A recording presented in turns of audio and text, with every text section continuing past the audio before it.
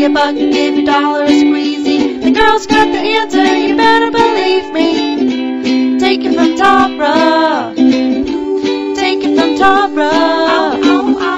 Take it from Tara. Take it from Wow, Tara. Cree and Hetty, my favorite duo. Thank you for that wonderful jingle that you provided for Take It From Tara. I'm Tara Bassett. So glad to be with everybody tonight, and what a beautiful day this has been.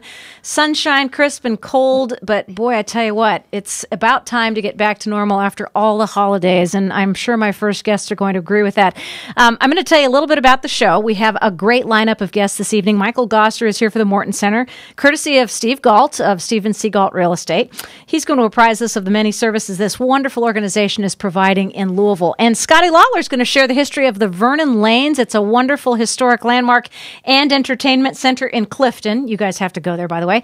Carla Wallace is an activist extraordinaire. Civil rights are her thing. She's always in the thick of it, and she's going to tell us about her latest involvement. Amy Merrick has helped me through a few tough situations with the practice of massage therapy, and she's going to share some of those hints to help you, and I will happily allow her to share that knowledge with my guests as well. So get ready. But first, is it an act of God or an act of dog? You will decide after you hear about the commitment that Mark Baroni and Marina Dervon have made to commemorate the 5,500 shelter dogs dying in our country every single day.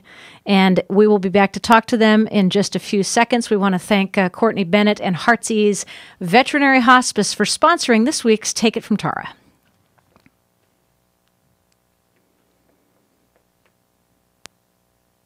Heartsease Veterinary Hospice is a mobile in-home service for Kentuckiana companion animals who are seniors, diagnosed with a terminal illness, or have progressive debilitating arthritis. Dr. Courtney Bennett's role in this stage of your companion's life will focus on caring beyond curing. Services include pain management and palliative care, as well as guidance on quality of life and compassionate at-home euthanasia. 502-715-2536, heartseasevet.com, or on Facebook. And thank you, Dr. Bennett. We had Dr. Bennett on our show, and she is just a tremendous veterinarian, so I appreciate her, and especially in light of the fact that I'm talking to you two today. Mark Baroni and Marina Dervon, welcome to Take It From Tara. So glad that you could be with us today. Thanks for having us. Good to be here. Yeah. Grateful. We've kind of spent the day together, haven't we? We have, yeah. Started out this morning with having some live television from our friend Angie Fenton on Great Day Live on HAS. We appreciated that coverage of an active dog. We then followed up with In Focus Magazine's Tanya Ablin. Will Heiser lent his extraordinary creative marketing genius to the project. And I'm going to just get to the very specific question first, and I'm going to ask it of you, Mark.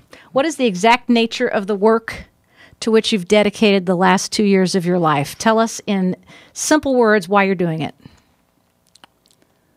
I think just to save the animals. I mean, because there's so many killed every day, and there's a whole story that goes behind how we got into it. But for us, it was something that we could give back and hopefully change what's going on in this country and in the shelter system. And I don't think there was any doubt in our minds we wanted to do something, but we didn't want to go down the same paths that everybody goes down, you know, whether legislation or any of that. We wanted to really try to make a difference with the talents that we had, and so that's how the project really started to All right, come and around. your talent is painting. Yes. And my that's what talent you're is doing. Painting, yes. Painting 5,500 portraits of dogs who have been unnecessarily killed in this country, and every day that the program continues to develop, which is the active dog that you guys are painting, 5,500 more dogs are dying. And that's why there's a sense of urgency right now, Yes. Marina, to get exactly what you need. And that's what I'm going to ask you. What do you need, and what can the listeners today give to you to help you to create a permanent installation of an active dog in Louisville?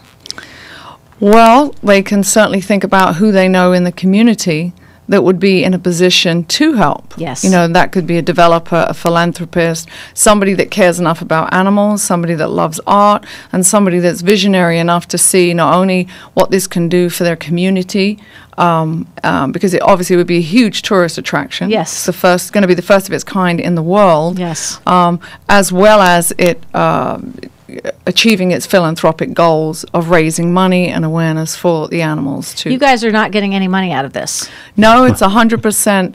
Everything that we get is 100% goes towards the animals. And we've, as Mark has already cashed in 3 IRAs just to keep it going. Yeah, and that's about $200,000 of retirement savings, Right. according to your discussion this morning. Mm-hmm. And that is a huge sacrifice, but you compare it as a very small contribution compared to the sacrifice being made daily in the shelters. That's right. You talked to me this morning, which was interesting, about the fact that it's easier to change the behaviors of people in X number of shelters across the country than it is to change the behaviors of 300 million Americans or people Right. across the globe. Spaying and neutering. It's a great program, but you want to stop the killing somehow, some way, and this is the way that you're choosing to represent that. Yeah, we believe that art is a very powerful influencer, and we're using it for social change because it crosses all barriers. It speaks to everybody, and that's what we want it to do. So I know that you have said you are a real believer in Nathan Winograd's no-kill solution. What does that mean? Well, when we started going down this road, if there wasn't any solution out there and we wanted to save all these animals, I mean, that was a whole different problem. And this is a solution that has been tried and actually implemented in what, Marina, 87 communities? 87 communities now have gone no-kill with open admission. Yes. Amazing. So it's not an impossible thing. And so once we saw that, we thought that we had, you know, we're not wealthy people, so we couldn't, like, give something a lot of money and go, here you go. So we had to do it in a different way, and so that's why we chose to do it in the way that we're doing it. Very creative way, I might yeah, add, too. Yeah. But I think that Marina certainly can talk about Nathan's points. It's an 11-step. It's called the no-kill equation, Yes. and it's an 11-step system for showing a shelter how to reform itself to Yes. no-kill. Yes. They're doing it every day. And that's what we would love to see. And we Yes. would love to see this be the impetus for saving more lives, Exactly. especially in the city of Louisville, which loves its animals. They do. Yeah, do. phenomenal. We see it just incredible what we see at the dog parks. Yes. The way people love their animals unconditionally and get it back.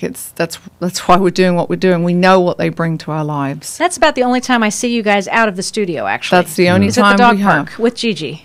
Yes. Yep, that's our break. Mark's in the studio from 6 a.m. and we stay there till late. You know, sometimes we go back after the dog park, but that's our break. You know, Yes. our life is 7 days a week. There's no weekend off. It's 7 days a week, and we have once a week we go for brunch at Ramsey's or we go to Whole Foods. Yeah. That's it. How many animals can you actually paint a day and make the quality that you want to represent? Because I see their souls captured in every painting, Mark. Yeah. Now, when I first started the project, it was probably I could do about 10. Yes. You know, and that's what made me think that we could actually do this project. Yes. And now, after 3,200 of them, I've gotten very good at shoving paint around. So, I mean, there's things that were issues when I first started that aren't issues anymore for me. And I've never taken on anything like this in my life as an artist. I've usually painted 30 paintings for 9-month, 12-month period to have For a a show, show, yeah. and that was it. But I do 5,500. So now I think I probably do close to 20 a day. And, you know, when it's finished, it's going to be astronomical in size. And you've given us the description of the size. What will it fill? Well, if you did it hung it linearly, it would be 10 feet high and 2 football fields long, and it's approximately half the size of the Sistine Chapel. Well, so the Sistine Chapel, I learned from you today, is 11,000 square feet. This is going to be 5,500, Square feet. which coincidentally is the number of paintings that you're creating. Right. You're 3,200 paintings in, which means you have 2,200 left. And, you know, I'm going to just say this because it's a remarkable thing. The Melwood Arts Center gave you guys 2 years on a lease. They did. Right. John Clark was extremely generous. Fabulous. But that is over with March 31st. So we need someone who can step forward, Yes. give you space to finish the 2,200 remaining paintings.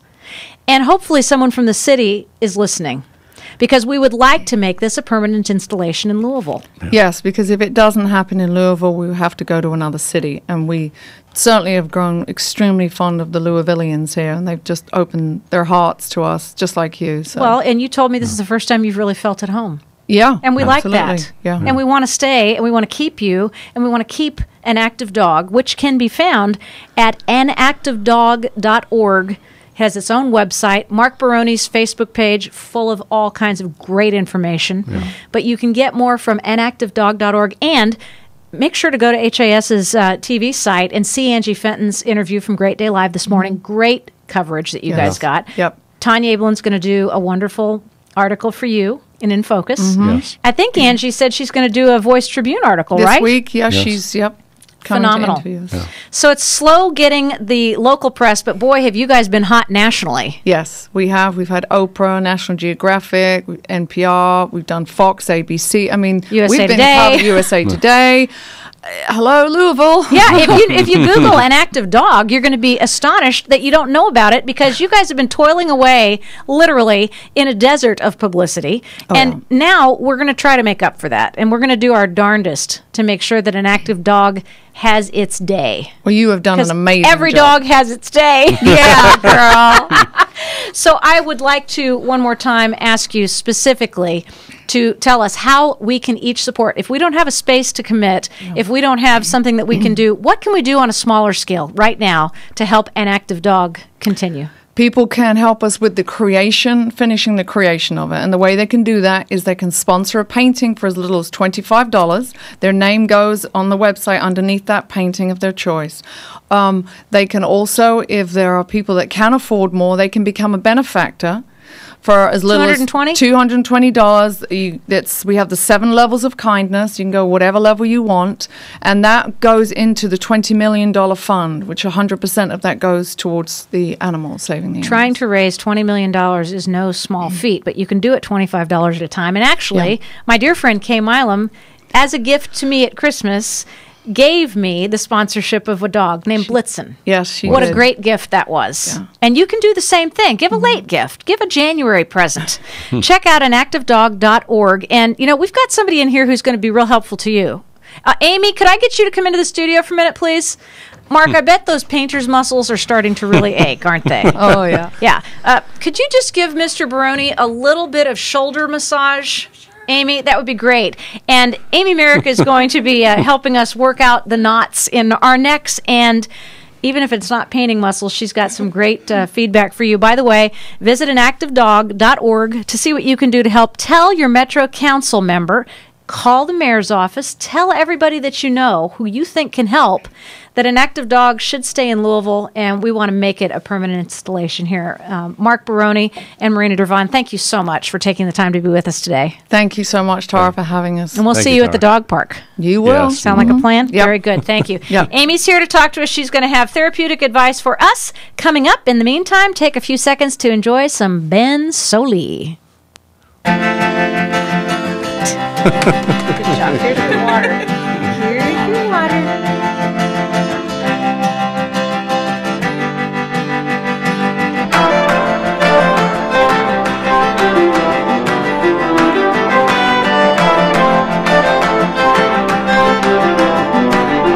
Just pace yourself. Feel the friction in your mind. Consider this opportunity to move against the tides. Such thoughtful matters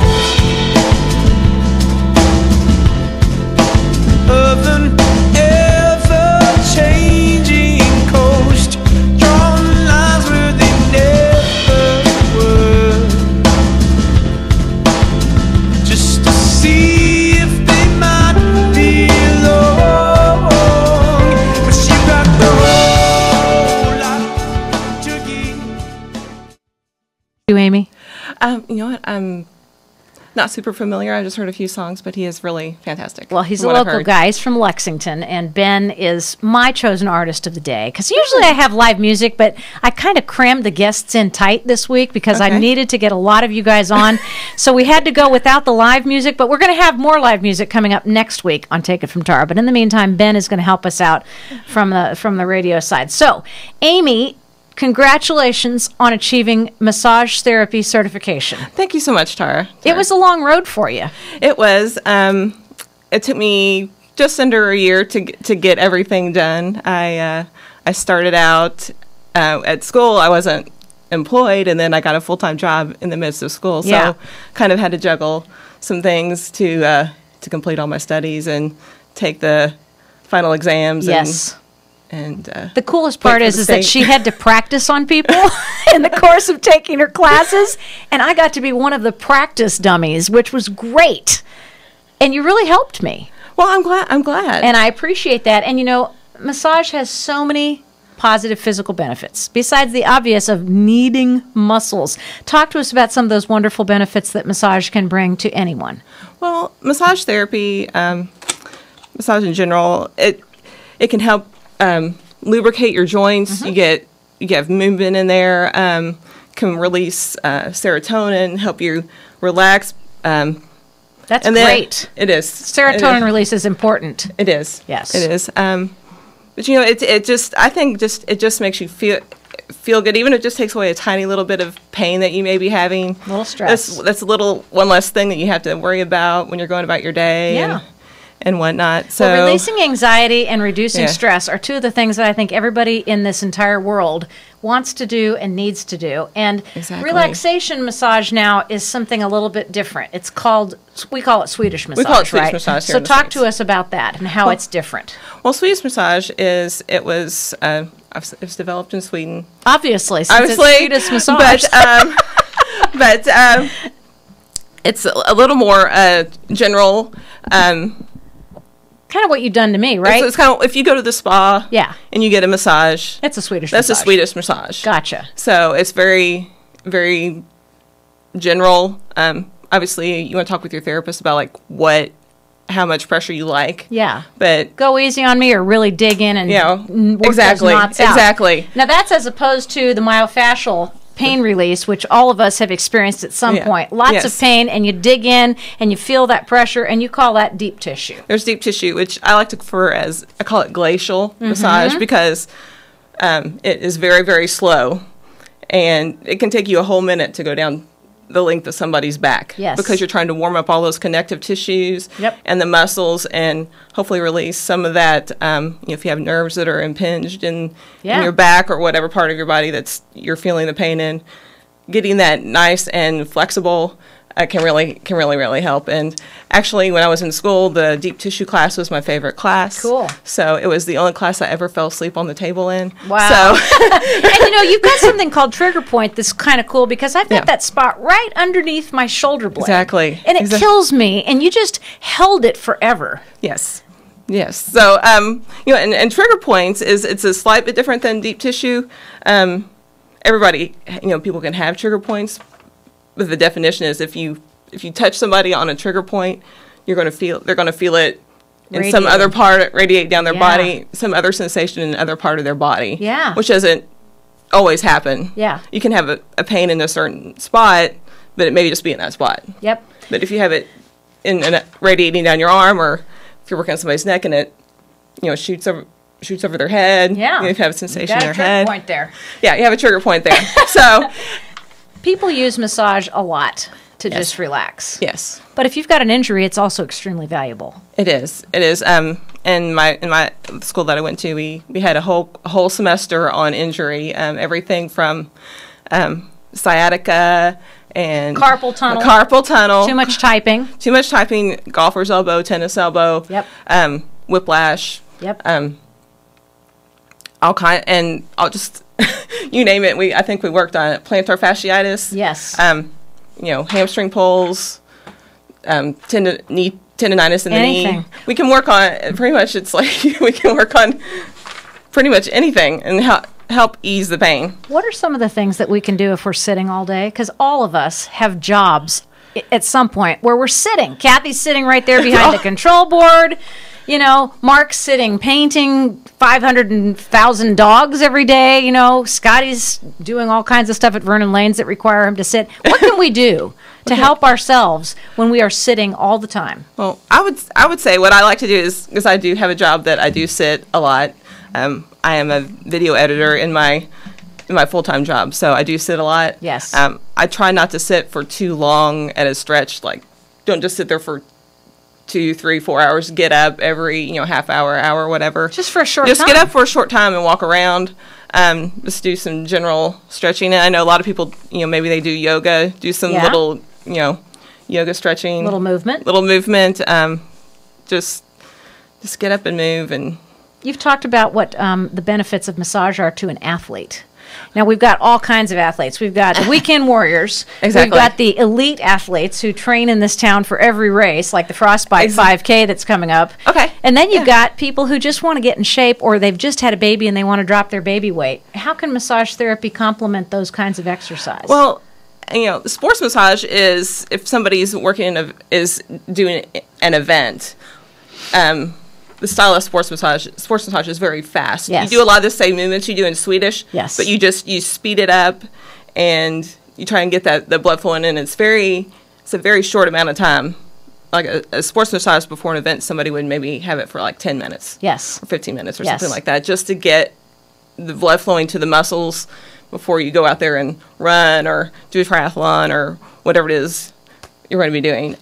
You've said that babies can even benefit from massage. Yes, I know that there are massage therapists that they do specialize in infant massage. Cool. And, especially if a baby's colicky, nice, like, gentle abdominal massage, Yes.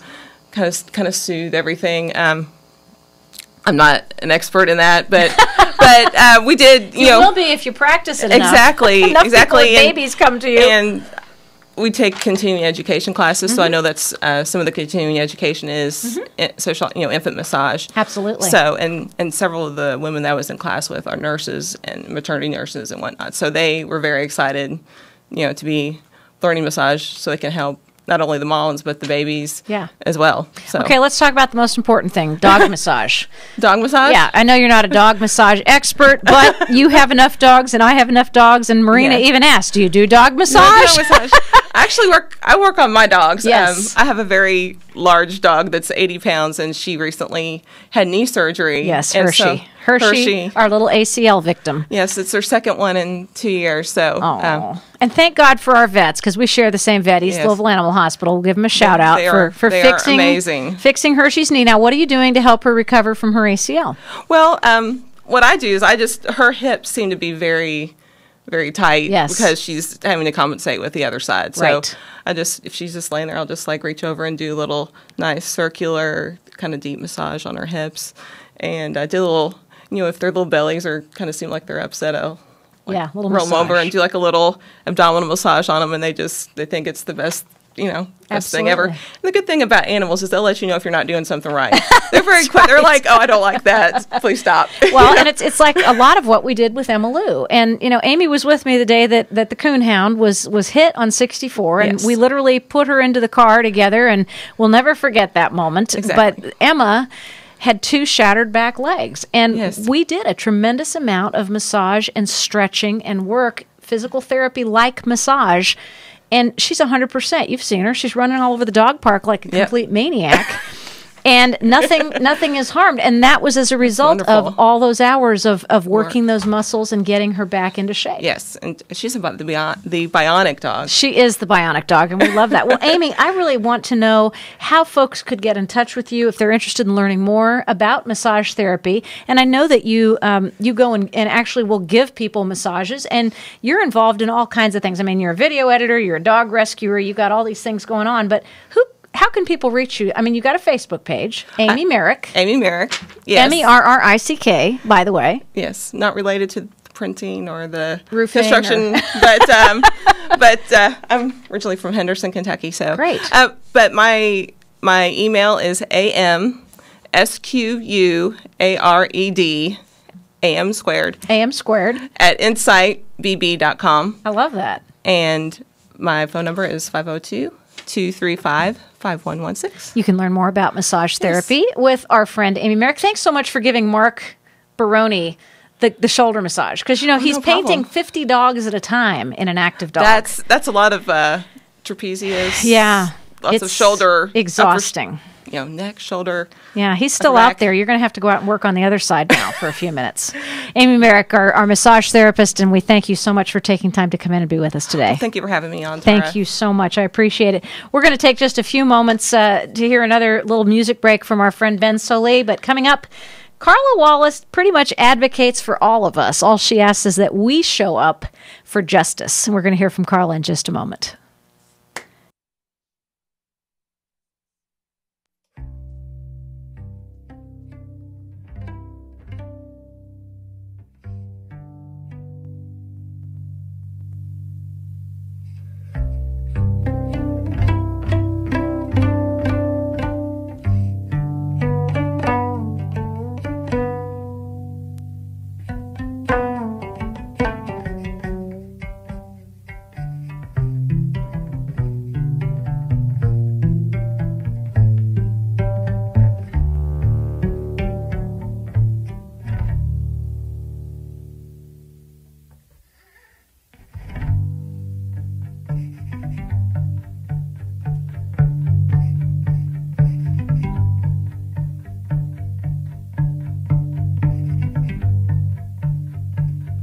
Try, try, try.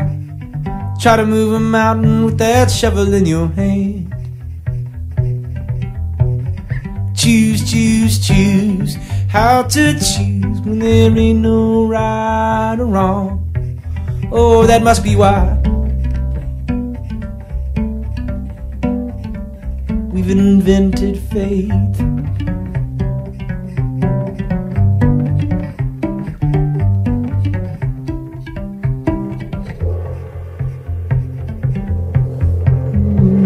Sky, sky, sky. Oh, I love Ben. Can't see Don't it you love Ben all. Solé, Carla? Ben Solé. I In fact, tell he's ya. doing some concert coming up, isn't he? Yeah, I think Ben constantly does concerts. So we're back on Take It From Tara. Carla Wallace is my guest, and we're talking about the fact that we both have a huge admiration for Ben Solé, who plays the guitar who plays the cello as if it's a guitar, I should say. And he's amazing. He's a young man from Lexington. He's made such a smash, and he's so involved, as you are, in active causes. Mountaintop removal has been a huge thing for Yes. Ben. He's written music about it. Yes. And that's why I respect him so much. He's put his music where his mouth is. Yes, he's really built a lot of awareness about something that some people think, oh, well, that's just about Eastern Kentucky. But Yeah. when we think about it, it's our state, and it matters to all of us. That's right. He's really brought attention to it. Okay, let's get a couple of things clear. First of all, in the interest of full disclosure, Carla's sister Sonia DeVries is the host of Ignite the Ink on Crescent Hill Radio, and I got you first. Yes, Na, na, na, na, na. It's true. She's bitter. Sonia gave me all kinds of trouble the other day when I said, "Yeah, your sister's going to be on my show." She goes, "Well, I've been asking her for months." Thank you. And I thought, well, God bless you, you know, Carla. Tara, you really asked me more directly than she did, Oh, so here I am. I see. And asking you directly is the key to success. It does work. Because you are a very direct woman. And, you know, interestingly, a daughter of Louisville, you divided your growing up time between your old Kentucky home and the Netherlands, of all places. Tell me how the two extraordinarily diverse cultures shaped your attitudes towards social justice as a child. You know, I think I remember, you know, as I was growing up, when people would say, if here in Kentucky, they would say, "You're from Holland?" And in Holland, they would say, "Where's Kentucky?" And but you know, I think, you know, one of the people who had a profound impact on me in terms of getting involved in social justice work was my grandmother. In Dutch, you say oma.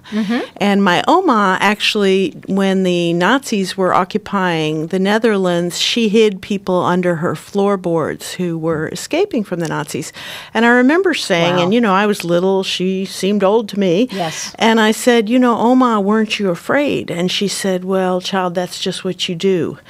And I remember that just really struck me, that even if you're afraid, you stand up for people. Yes, and you have. And your life has been spent standing for people. And I had the privilege of meeting your dad, Henry. Oh, great. And we've talked about Henry, and he introduced me to his buffalo. And, of course, Henry's Ark has become such an integral part of Louisville's childhood visiting place history, you know, to be able to go to Henry's Ark and touch exotic animals that you may never see live anywhere else. So your dad had quite an impression on me, and then I met you, and, you know, you founded the Kentucky Alliance Against Racist and Political Oppression. You founded the Fairness Campaign, which has really made inclusion of sexual orientation and gender identity protected classes under our human rights ordinance here in Louisville, and you've co-founded Louisville Showing Up for Racial Justice. And I want to talk about that last one because the other two have really become phenomenal successes, and Showing Up for Racial Justice is working to broaden the base of white people engaged in racial justice, and it's something that we all need to appreciate and understand, and it's newer. And it's something that I really would like to hear more from you about. Yeah, I think, partly for me as a little white child growing up at a time when my father was involved as one of the only white people in the open housing movement here in Louisville, a struggle to say that, no matter what someone's color, they should be able to live in any part of town. My first demonstration was outside the Brown Theater when blacks were not allowed to sit where they wanted to in that theater. And, as I grew up, I realized not only was it not fair to treat people of other colors differently or with discrimination, but that it actually impacted me too. Because when we're divided according to race, we are much weaker in terms of fighting for any of the other things that matter to us. Even when I think of, for instance, and I learned about this very early from my father, we were always saving little critters that would fall in holes. People would leave animals. One summer, people left 20 cats on our doorstep, knowing that we would not put them down or whatever. Because Monongahela Farm was the destination for Moncada, anyone. Or Moncada Farm, yes. I was thinking of the river in Pennsylvania. Moncada Farm. Hard word to say. Incredible, though, to think about what he taught you from the saving of small animals to the saving of large classes of people. Yeah, and to understand that for me, my world's going to be better when creatures are safe. My world is going to be better when people I care about across lines of difference have the opportunity to live in full dignity and have our basic needs met. Yes. And so often I find that those of us who are white, we think, oh, well, the issues of race and racial justice, that's somebody else's problem.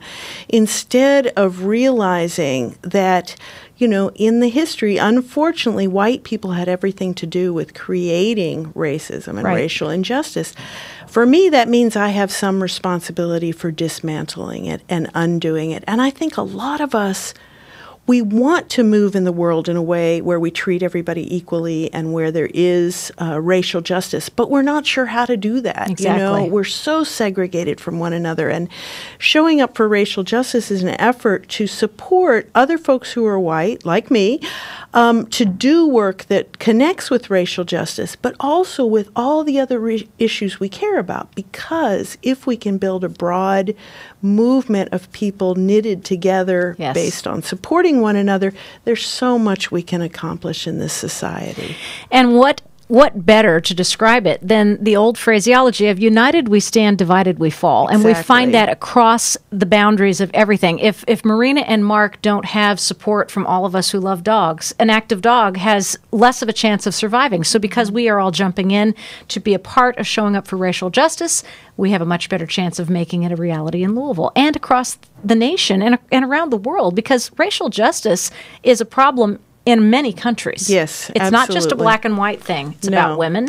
It's about homosexuals. Certainly. Every non-protected class is suffering. Right, exactly. And it's that part where if we don't appreciate each other's humanity, we lose so much. I remember there's a friend of mine, a longtime black civil rights leader. His name's Bob Cunningham. And he always says, you never know if that kid that didn't get the opportunity in school because of his color had the solution to cancer in his mind, but never got to develop that because he wasn't given an equal opportunity. It's amazing. Well, it's the same for all the other problems that we face. It's we need all the talent at the table, and that is across the racial lines and not leaving anyone out. Absolutely. And I found it fascinating to learn that you endowed the University of Louisville with a chair in the name of Audre Lorde, who is a famous poet. And it's the Audre Lorde Chair in Race, Class, Gender, and Sexuality. Now, what has that endowment so far brought to Louisville in the form of researchers or people who are going to contribute to those critical areas of learning? What's very exciting is the person that holds that chair, Dr. Kyla Story, is somebody who not only embodies the identities in who she is as a person, but she is reaching students in that campus through her teaching to help people understand how all those issues are connected. She has spoken regionally and nationally on the issues. She is, in fact, a leader of the Fairness Campaign and involved in a lot of other community issues. And it is attracting attention for the University of Louisville. This is the only chair of its kind that makes all those connections in the country, actually. And it's really exciting that it happens here in Louisville. You know, I get so tired of people saying, well, Carla, why don't you move to San Francisco, or why don't you move to New York? Why? Why are This you is your in home. Louisville? Exactly. Not only is it my home, and I love this community, but I believe that the things we can do in Kentucky can be models for other parts of the country. Absolutely. Because the folks in Tennessee are not going to say, oh, we can do it here, they do it in New York. They're going to say, if they can do it in Kentucky, maybe we can do it here in Tennessee. And Absolutely. I think it's so critical for talented, creative, this kind of work to be going on around the country. And, you know, as we always say, we really can do more if we stand together. And I've seen this over and over again. And that's why people make a fortune going into businesses and teaching the teamwork concept. And it's something that just you've embodied. As long as I've known you, I've watched you create teamwork and create groups of people that pull together as diverse as they can possibly be. The more diverse, the better. I think so too, because it brings us so many different perspectives, and the more points of view you have to contribute to the solution of a problem, the greater the chance of solving it. And I really appreciate you putting it that way, Tara, because sometimes people think of diversity as, oh, it's just a good thing to do. And we don't realize that that's actually the powerful thing to do. Yes, that's it is. going to be the more productive, resourceful, creative thing to do, that we actually need to do that, not just as a sideline. So Absolutely. I really appreciate you thinking about it. Hey, that you know, way. I've thought that way for a long time, and I'm so grateful that you've taken the time in your busy schedule to come in and share with our little radio audience who we love so much on Crescent Hill Radio. Take it from Tara. Thank you for taking time to share with us. You can find out more about Carla. You're very active on Facebook. There's a Facebook page for Showing Up for Racial Justice, and we would love to know what your next project is going to be. And if you will keep us up to date on things you're involved in, we'll put them on our community announcements on Crescent Hill Radio. Absolutely. Would you do it? Wonderful. And Showing Up for Racial Justice's next meeting is next Wednesday night at 6:30 at the Fairness office just down the street from here. Right on Frankfort Avenue, where everything happens, right here on the Avenue in Crescent Hill. Carla Wallace, thanks for being with us So today. great to be with you, Tara. Thank you so much. And coming up next, an historic landmark in Butchertown is going to provide a bunch of us in Crescent Hill with a great entertainment. It's a look inside the Vernon Lanes. Coming up in just a second. Meanwhile, Cree and Hetty take the stage. Oh, you're so good.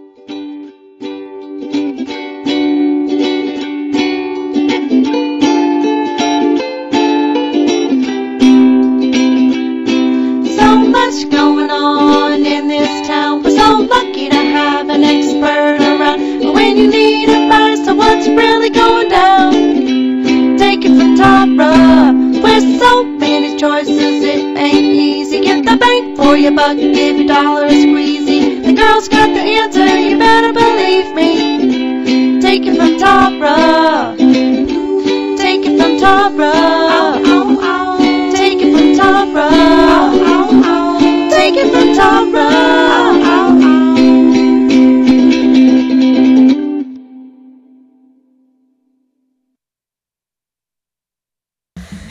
Okay, man, I tell you what. Sorry about that. I get rid of a civil rights activist and get a pirate. What kind of a trade-off is that? Pretty good one? Yes, great trade-off. I can only say that to a friend. Scotty Lawler joins us. He's known as the Pirate King in all of his many incarnations of work. And, you know, it's a tough act to follow when you've got an active dog. You have Amy Merrick, the massage therapist, who I know you were asking for a massage because I could watch you through the window. And Carla Wallace. I mean, my gosh, you're just in great company today. Absolutely. I'm just you're here. That's the reason why I'm here. Scotty, you and I have known each other for a whole long time. Yes. And thank you for coming in to talk about the Vernon Lanes, because it is truly my favorite place to go bowl, hear music, participate in fun activities like Janet Robertson Warner's 50th birthday, which was held a couple of weeks ago. And it is an old building. And I think it's like late 1800s, right? Yes, 1886. Wow. Absolutely. In the historic butcher town, it was a butcher that owned it first. Really? Yep, in 1886, and he had it till then. Yeah, he and his whole family. I had no idea. So the butcher owned the bowling alley, but it wasn't a bowling alley at that point. I'm No, assuming. it was a house. It was a mansion. And then in about near the turn of the century, it turned into something completely different. Yes, a gentleman's club. It was called the Delmont Club, one of the oldest gentlemen's clubs in the city. Isn't that amazing? And guys would come there and drink. You know, Prohibition was sitting in about later down the road and gamble. Supposedly, we found old stock certificates and everything from there. Did you really? Absolutely. So around the beginning, I think, or right in the middle of the World War, I think St. Joseph Church came into this building. Yes, they did. They purchased it then. And how long were they in there? They were there till, I think, 2007, till Dale McCall had purchased it then. But up until the 60s, it was bowling for Catholics only. Oh, is bowling for Catholics. I love that. So the lanes actually started in 1921. Yes. And it was a huge part of historic Butchertown. Absolutely. And anyone who has ever lived in this area can talk to you about the lanes and about what a great opportunity it was. I think it was the oldest bowling league. Yes, around. Absolutely. The original lanes were down in the basement. They were short lanes, and then they moved them up. But down there, they were great. If you can still see where they used to be back then. Well, now the downstairs is like the music venue now. Absolutely. We do live music events now. And I love Ben Great. Ben Soleil's great as well. I love him. I've been to a couple of his shows, a lot of his shows. Yeah, he's fantastic. And the upstairs now is where the bowling alley is, because you actually walk in off the street, and there are the lanes right there. Absolutely. But they're not like some of the other big bowling alleys. It's a very intimate spot. Yes. So it's perfect for private parties. Now tell us about the kind of group organizational things, because you do a lot of charitable work and you host a lot of events. Absolutely. Home of the Incidents, Big Brothers, Big Sisters, they're some of our big supporters. Brown Foreman comes in as well and does a lot of charity events as well. Yeah. It's a great place. And we're always doing a lot of the elementary schools coming. We got Height Elementary School coming in here in the next couple of weeks. And it's just great. Do they bumper bowl? Yes, we got bumper bowling. Yes and no. I bumper bowl. That's the best part. And the key thing to know about the Vernon Lanes is that Dale McCall, who's the owner, is a really great guy. And he does, unfortunately, I think for you, he gives away the shop a lot. So it's kind of hard to make a living off of it. But you can go in and you can actually pay to bowl at Vernon Lanes if someone chooses to do so. Absolutely. Absolutely. It's pretty cheap. It's not bad. It's a pretty reasonable price. You guys have lots of food and beverages, which makes it a lot of fun. Talk to us about what you're offering. Well, what we're offering is we're redoing the menu, and now we're going to be on the some of the urban bourbon and the bourbon trail, which we're going to have one of my specialties that I like. It's a bourbon bologna sandwich. Wow. You pour bourbon over the bologna? Well, they kind of marinate it with it. They just baste it in it. I'm such a chef, as you know. Bourbon bologna sandwich. Okay, and it's a full bar at your place, right? Yes, we have a selection. This is Kentucky, and I think it's the must-visit city for 2013. Yeah. So that came out of somewhere. Yeah. And we have a large selection of Kentucky's own favorite bourbons. So if you want to come and get those things, we offer them as well. One of the largest. We got some that you can't even get in the city, but at Vernon. Isn't that fun? The live music venue, I think, is the best part of Vernon Lanes. And who are some of the groups that are coming in and playing? Well, we did have the Nitty Gritty Band that came in and played down there. We also had Andrea Davis. I love Andrea. If you know Ben, get Ben to come down and play. Absolutely. Well, all you have to do is ask him. Yep, okay, He's a really good guy. He came on my show on BKI a couple of times and played. But he's traveling a lot, so you really have to take that into consideration. But his management is Jeff Smith, if that helps you. It helps me out a lot. All right, good. So call Ben that way. And talk to us a little bit about, you're talking about the ghost hunters. I want to know more about this. Well, they came in because, first of all, let me tell you, I don't get into all that. If I hear something and see something, I don't see nothing. But they came in and they set a recording up and they had everything go around. And apparently there was some activity. And there was paranormal activity at the Vernon Lanes. At the Vernon. Film at 11. Yeah. And you know what? It actually was one of the few places in Louisville that was a refuge during the 1937 flood. Absolutely, because it's 3 stories up. We're still renovating the top. We had over 100 people come in and actually stay there to seek refuge from the flood. Isn't that the amazing? history there is great. It is great. It is. And you guys are actually going to build some like apartments or something up there. Can I rent one? We could give you one, Tyra. We could move. Let's move the studio over there. I mean, this is great as it is. We'd have a great view of the city, man. Absolutely. Because from the top floor of the Vernon Lanes, you can see out. I'm thinking that would be my choice for a Thunder Over Louisville party. Am I right? Absolutely. Hook me up with Ben. I'll make it happen. There's always a quid pro quo. We're going to move on a little bit because we've got a few more things to do before we end this hour of Take It From Tara. But I want to thank you for representing Vernon Lanes and coming in and talking to us. And I'm sure Dale McCall will be very happy with the fact that you shared so much wonderful information. Do you guys have a Facebook page, a website? What's the best way to get in touch? Best way is do VernonLanes.com or Vernon Club, the Vernon Club. Yes. TheVernonClub.com. Yes. Okay, got a number?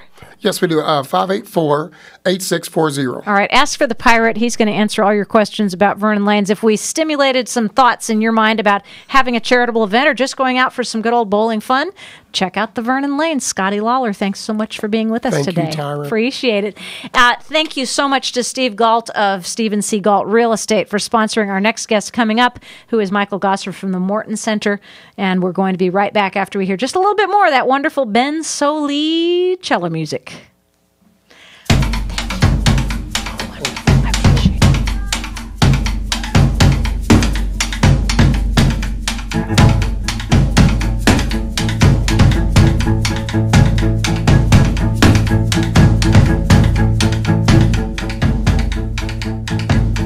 This next song is about the Globe Theatre. Or at least I think so. And how it was burned down. See, it's a mystery, even though it happened twice. There's not a lot of things in my life that have happened twice that are still yet mysteries. So this is my theory.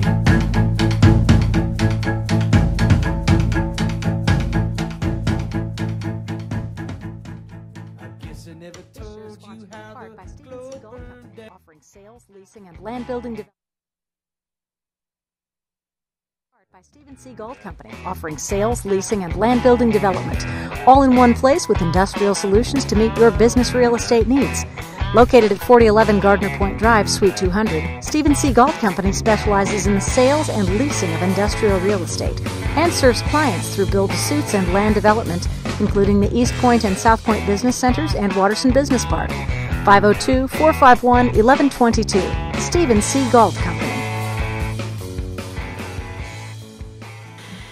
And thank you to Stephen C. Galt for sponsoring the Morton Center. And Michael Gosser joins us. Welcome. Thank you. Good to be here, The first shall be last and the last shall be Right. first. So thank you for waiting. You're welcome. I really appreciate Pleasure. it. It was a pleasure to hear all the other guests and what they had to say. So it was great to be here for that. It was an amazing group, wasn't it? Yes, it was, for sure. I tell you what, when I get a group of people this vital in the same room, I'm Right. always amazed. And the conversation was just awesome in there while we were waiting. So it Isn't was that worth every nice? minute. Yes, it was. Now, I know that a group of people come to the Morton Center just as stimulating, just as exciting. For sure. Tell us briefly what the Morton Center is, because you guys have a huge impact on the lives of people affected by alcoholism and other addictions. Well, I'll start with just reading our mission statement, if that's okay. Sure. Basically, the mission of the Morton Center is to restore the health of individuals and families struggling with alcoholism and other addictions by providing specialized counseling and education services.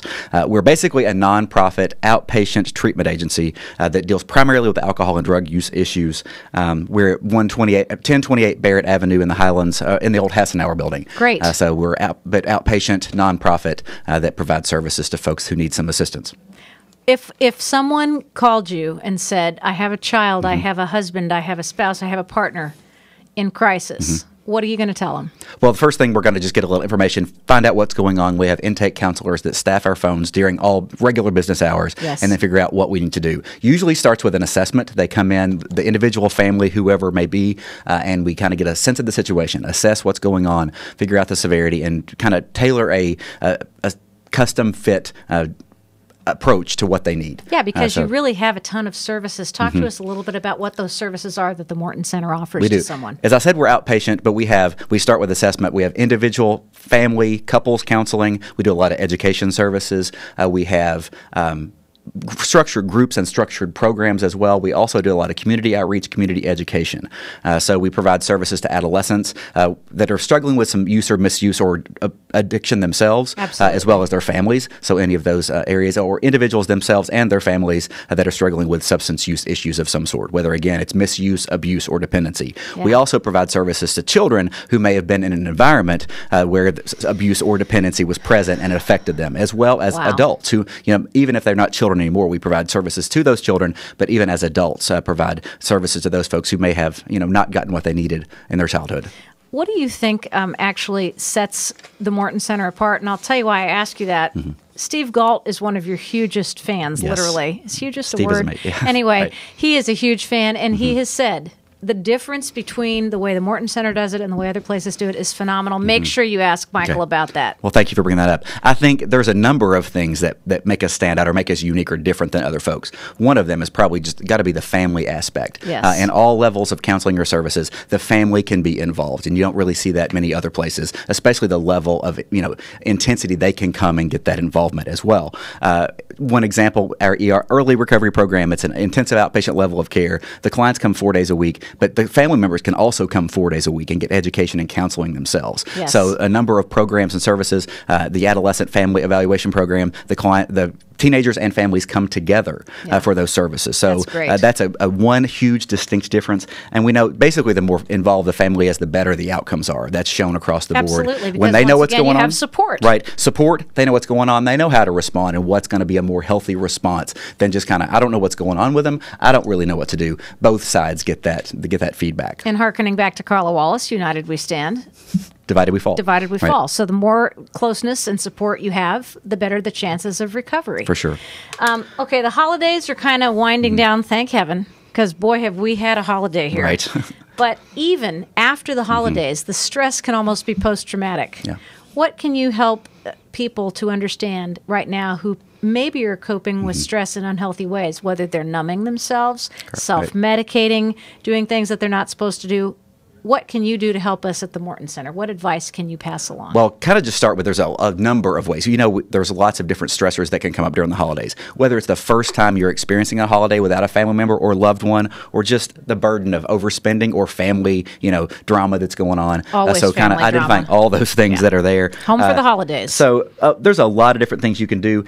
One thing that was mentioned, just finding ways to reduce those stressors are the best thing across the board for anybody. Absolutely. Massage therapy, Yes. relaxation, exercise, There we health. go. But just identifying what those stressors are, reducing some of the kind of your own expectations on it. It doesn't have to be a perfect holiday. Didn't have to be a perfect holiday. I'm sure Right. things didn't go exactly well for everybody. So kind of reducing or changing those expectations. We had a great time anyway, even though it didn't go exactly as expected. Yeah, so releasing control over the things that you cannot control. Correct. That's there you go. That is it. That's one of the slogans we hear a lot.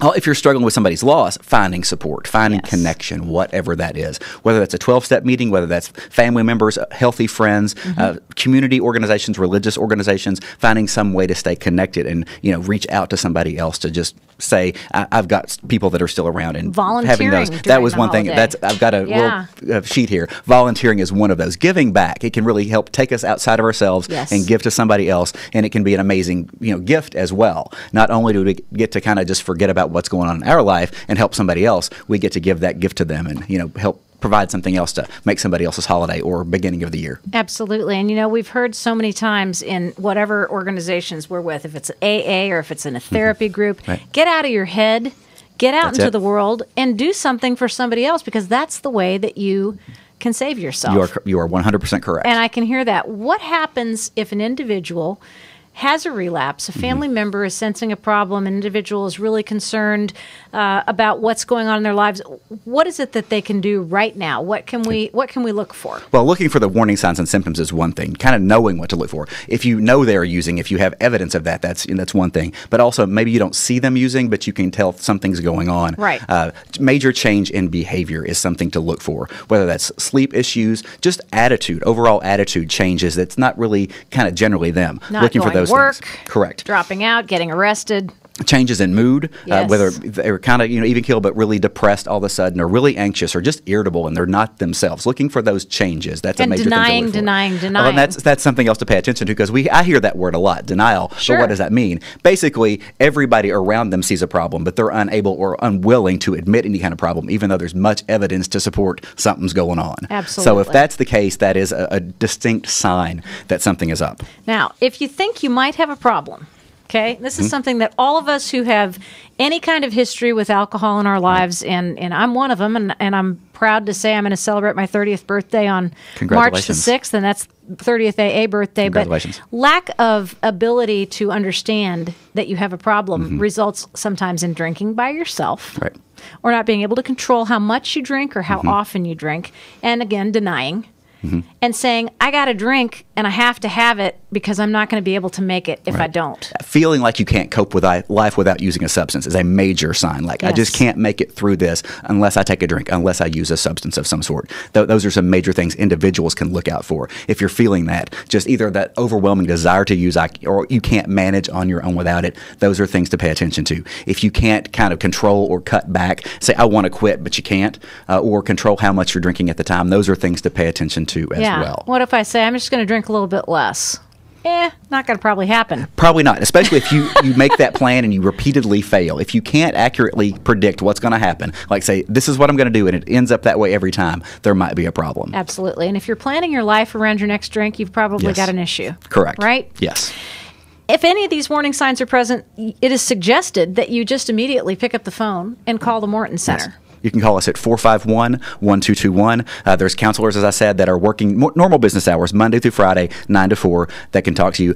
There's other things. You can go to our website at themortoncenter.org and check out programs, get some information. You can check out our Facebook page. Just search for the Morton Center. But anytime, especially during those business hours, you can also leave a message if it's not during those business hours. But the sooner you call, the better. And you'll speak to some trained counselors. We have a lot of folks that are licensed, certified, and they've been doing this for a while and know what they're doing. So very proud of our staff. That is one of other uniqueness, I think, that makes us special. We didn't get to, but they do great jobs on the phones and helping connect you with someone, whether that's just we need some information, or we want to come in to find out a little deeper what's going on. Absolutely. Michael Gosser of the Morton Center, thank you for taking the time to come in and share this extraordinarily valuable information. Thanks for this with opportunity. Us. Really appreciate it. And I also want to thank Steve Galt once again. Yes, thank you, Steve. Stephen C. Galt, real estate, great commercial real estate guy, a real believer in what you're doing. Thank you, Steve, for sponsoring the Morton Center today. Okay, Michael. Next Monday, we are going to have a great show. If you want to stay with me for just a second, I'm going to talk about what we're going to do in a week, and then I'm going to thank everybody who's been here today, because I really want everybody to remember who they heard from today and the message that came across, which I think is united we stand, divided we fall. I believe it is. Next Monday, January 14th on Take It From Tara, Gary Vidito of the Stephen Foster Story is going to be our featured musical guest, and he's awesome. Frames of Mind is going to provide us with all kinds of cool suggestions on how to preserve our heritage through framing and scanning and other green technologies. And this is an organization that's extremely green. Beth Andrews, there's a name you haven't heard for a little while in TV meteorology, but boy, she's become famous all over again as a horse and hound photographer. So we're going to find out how we can get her techniques to help us capture our own animals on film or in digital. Kathy Schmidt from Crescent Hill Trading Company, who is the proud supplier of my beautiful set. All recycled and all reclaimed. No money was spent. No animals were harmed in the making of this set. Kathy's going to be here to talk about Crescent Hill Trading Company. She's a longtime resident of the Hill, and she's going to share her secrets of finding treasures amidst the trash. Plus, Big Brother fans, get ready. Will Heiser is going to be in the studio. Cannot wait to hear from him. We all love Will, don't we? And he was a big part of our visit today to an active dog, so we appreciate it. That's all next Monday on Take It From Tara. We want to thank our guests, Amy Merrick, great massage therapist. She's ready to work on you. Scotty Lawler of the Vernon Lanes, thanks for coming in. The amazing Carla Wallace, who just always makes my imagination soar when I realize what she's accomplished in her lifetime and what I could possibly do. Michael from the Morton Center, thank you. And Mark Baroni and Marina Dervon of An Active Dog. So happy. It's people like all of these who keep Louisville interesting, and I appreciate them sharing their knowledge and their information on our show. We'll see you next Monday live at 5 on Take It From Tara. Ben Soli, take us out.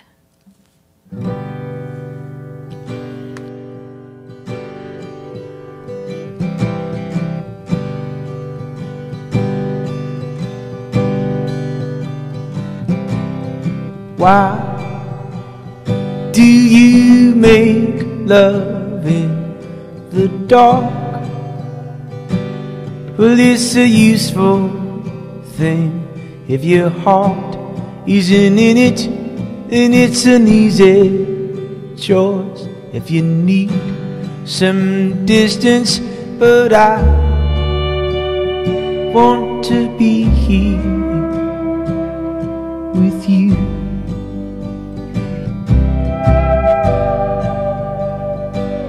And it's nice to be known and to know, but it's a natural thing to be forgotten. And I know it seems like a one-sided bargain, but I want to be here with you.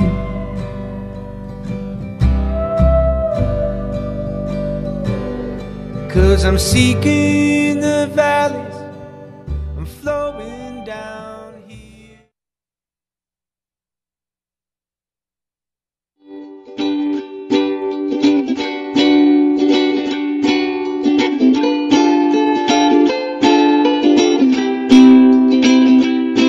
So much going on in this town. We're so lucky to have an expert around. But when you need advice on what's really going down, take it from Tara. With so many choices, it ain't easy. Get the bang for your buck, give your dollar a squeezy. The girl's got the answer, you better believe me. Take it from Tara.